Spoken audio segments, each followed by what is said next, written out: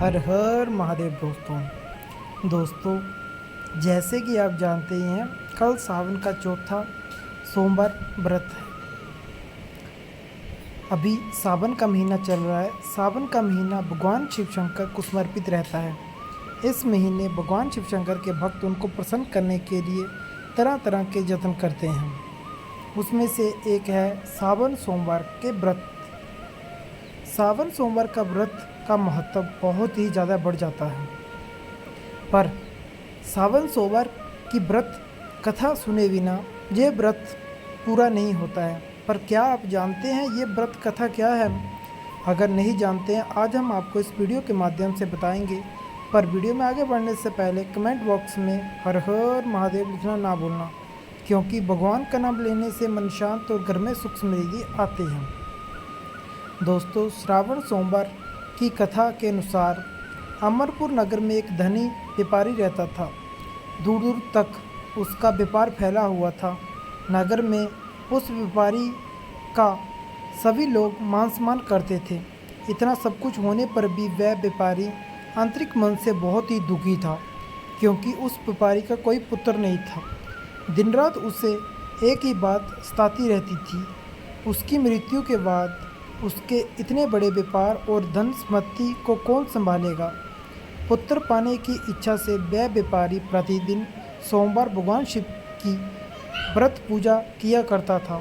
सायंकाल को व्यापारी शिव मंदिर में जाकर भगवान शिव के सामने घी का दीपक जलाया करता था। उस व्यापारी की भक्ति को देखकर एक दिन माता पार्वती ने भगवान शिव से कहा, हे प्राणनाथ, ये व्यापारी आपका सच्चा भक्त है। इतने दिनों से ये सोमवार का व्रत और पूजा नियमित रूप से कर रहा है। भगवान, आप इस व्यापारी की मनोकामना अवश्य पूर्ण करें। भगवान शिव ने मुस्कुराते हुए कहा, हे पार्वती, इस संसार में सबको उसके कर्मों के अनुसार फल की प्राप्ति होती है। प्राणी जैसा कर्म करते हैं वैसे ही फल प्राप्त होते हैं। इसके बावजूद पार्वती जी नहीं माने। उन्होंने आग्रह करते हुए कहा, नहीं प्राणनाथ, आपको इस व्यापारी की इच्छा पूरी करनी ही होगी। ये आपका अनंत भक्त है। प्रति सोमवार आपका विधि विधान से व्रत रखता है और पूजा अर्चना के बाद आपको भोग लगाकर एक समय का भोजन ग्रहण करता है। आपको इसे पुत्र प्राप्ति का प्रदान देना ही होगा।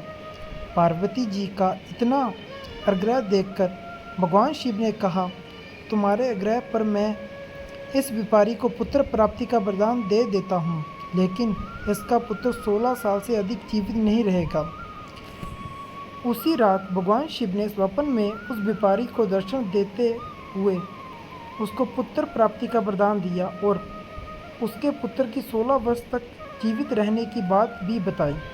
भगवान शिव के वरदान से व्यापारी खुश हुआ, लेकिन पुत्र की अल्प आयु की चिंता ने उसकी खुशी को नष्ट कर दिया। व्यापारी पहले ही तरह सोमवार का विधि विधान से व्रत करता रहा।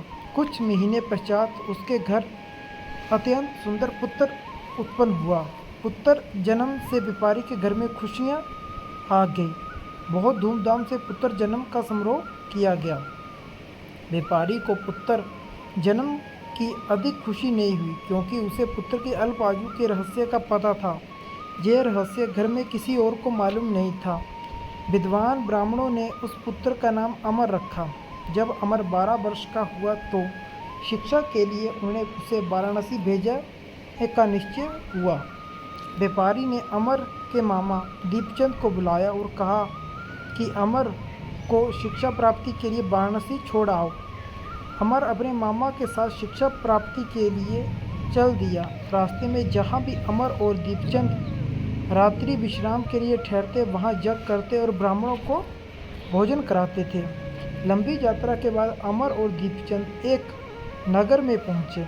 उस नगर के राजा की कन्या के विवाह की खुशी में पूरे नगर को सजाया गया था। निश्चित समय पर बारात आ गई, लेकिन वर के पिता अपने बेटे की एक आंख के काने होने के कारण बहुत ही चिंतित था। उसे इस बात का भय सता रहा था कि राजा को इस बात का पता चलने पर कहीं वह विवाह से इनकार ना कर दे, इससे उसकी बदनामी होगी।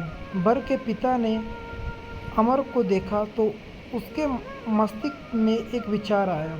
उसने सोचा, क्यों ना इस लड़के को दूल्हा बनाकर राजकुमारी से विवाह करवा दूं। विवाह के बाद इसको धन देकर विदा कर दूंगा और राजकुमारी को अपने नगर ले जाऊंगा। वर के पिता ने इसी संबंध में अमर और दीपचंद से बात की। दीपचंद ने धन मिलने के लालच में वर के पिता की बात स्वीकार ली। अमर को दूल्हे के वस्त्र पहनाकर राजकुमारी चिंद्रा से विवाह करा दिया। राजा ने बहुत सा धन देकर राजकुमारी को विदा किया।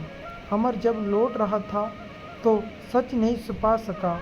उसने राजकुमारी की ओढ़नी पर लिख दिया, राजकुमारी चंद्रिका, तुम्हारा विवाह तो मेरे साथ हुआ है। मैं तो वाराणसी में शिक्षा प्राप्त करने के लिए जा रहा हूँ। अब तुम्हें इस नवयुवक की पत्नी बनना पड़ेगा। वह कान्हा है।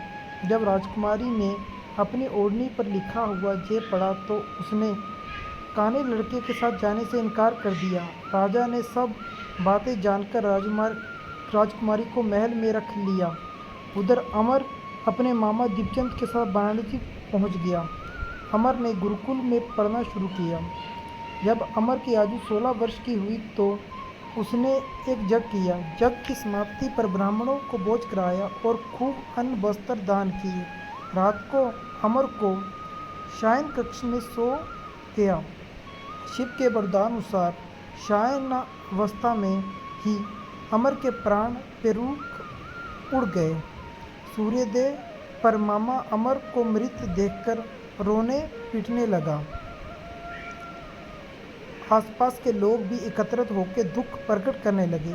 मामा के रोने और विलाप करने के खबर समीप से गुजरते हुए भगवान शिव और माता पार्वती ने भी सुने।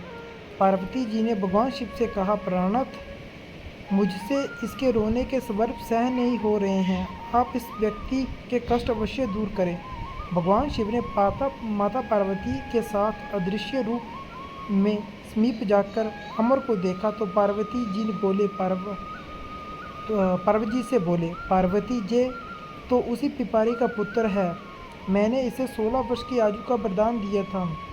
इसकी आयु पूरी हो गई है। पार्वती जी ने फिर भगवान शिव से निवेदन किया, हे प्राणनाथ, आप इस लड़के को जीवित करें, नहीं तो इसके माता पिता पुत्र की मृत्यु के कारण रो रो के अपने प्राण त्याग देंगे। इस लड़के का पिता तो आपका परम भक्त है। वर्षों से सोमवार का व्रत करते हुए आपको भोग लगाता आ रहा है। पार्वती के आग्रह करने से भगवान शिव ने इस लड़के को जीवित होने का वरदान दिया और कुछ ही पल में वह जीवित होकर बैठ गया। शिक्षा समाप्त करके अमर मामा के साथ अपने नगर की ओर चल दिया। दोनों चलते हुए उसी नगर में पहुँचे जहाँ अमर का विवाह हुआ था। उस नगर में भी अमर ने यज्ञ का आयोजन किया। समीप से गुजरते हुए नगर के राजा ने यज्ञ का आयोजन देखा। राजा ने अमर को तुरंत पहचान लिया। यज्ञ समाप्त होने पर राजा अमर और उसके मामा को महल में ले आया और कुछ दिन उन्हें महल में रखकर बहुत सारा धन वस्त्र देकर राजकुमारी के साथ विदा कर दिया। रास्ते में सुरक्षा के लिए राजा ने बहुत सारे सैनिकों को भी साथ में भेज दिया।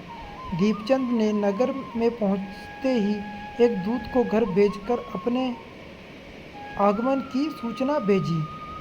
अपने बेटे अमर को जीवित वापस लौटने की सूचना से व्यापारी बहुत ही प्रसन्न हुआ। व्यापारी ने अपनी पत्नी के साथ स्वयं को एक कमरे में बंद रखा था। भूख की प्यास रहकर व्यापारी अपनी पत्नी के साथ बेटे की प्रतीक्षा कर रहा था। उन्होंने प्रतिज्ञा कर रखी थी, यदि उन्हें अपने बेटे की मृत्यु का समाचार मिला तो वह दोनों प्राण त्याग देंगे। व्यापारी अपनी पत्नी और मित्रों के साथ नगर के द्वार पर पहुंचा। अपने बेटे के विवाह का समाचार सुनकर पुत्र वधू राजकुमारी चंद्रिका को देखकर उनकी खुशी का ठिकाना ना रहा। उसी रात भगवान शिव ने व्यापारी के स्वप्न में आकर कहा, हे श्रेष्ठ, मैंने तेरे सोमवार के व्रत करने और व्रत कथा सुनने से प्रसन्न होकर तेरे पुत्र को लंबी आयु का वरदान दिया है। व्यापारी बहुत ही प्रसन्न हुआ। सोमवार का व्रत करने से व्यापारी के घर में खुशियां लौट आई। शास्त्रों में लिखा गया है कि जो स्त्री और पुरुष सोमवार का व्रत विधि विधान से करते हैं, व्रत कथा सुनते हैं, उनकी सभी इच्छाएं पूर्ण होती हैं। तो दोस्तों, जैसे कि आप जानते ही हैं, कल सावन का चौथा सोमवार है। इस दिन भगवान शिव शंकर का बहुत से लोग व्रत रखते हैं, क्योंकि सावन का महीना भगवान शिव शंकर को समर्पित रहता है। जो भी भक्त सच्चे मन से भगवान शिव शंकर की पूजा अर्चना करता है, जो उनको पूजता है, भगवान शिव शंकर उसकी हर मनोकामना को पूर्ण करते हैं। तो दोस्तों, अगर आप भी भगवान शिव शंकर का व्रत रखते हैं तो इस व्रत कथा को सुनना ना भूलें, क्योंकि इस व्रत कथा को सुनने मात्र से ही आपके जीवन से बहुत से कष्ट दूर हो जाते हैं। अगर आपको हमारी ये वीडियो अच्छी लगी हो तो हमारी वीडियो को लाइक करें, चैनल को सब्सक्राइब करें और वीडियो को ज़्यादा से शेयर करें। कमेंट बॉक्स में हर हर महादेव लिखना ना भूलें, क्योंकि भगवान का नाम लेने से मन शांत और घर में सुख समृद्धि आती है। दोस्तों, देवों के देव महादेव बहुत ही भोले हैं। वह जल का एक लोटा चढ़ाने से ही प्रसन्न हो जाते हैं। अगर भक्त का मन सच्चा हो तो वह अपने भक्त की हर मनोकामना को सुनते हैं और उसको पूर्ण भी करते हैं। इसलिए सच्चे मन से इस सावन में भगवान शिव शंकर की पूजा अर्चना कीजिए, उनको विधि विधान से उनकी पूजा अर्चना कीजिए। वह आपकी हर मनोकामना को पूर्ण करेंगे। हर हर महादेव। जय हो देवों के देव महादेव। जय महाकाल। जय शिव शंकर। जय हो जय हो जय शिव शंकर।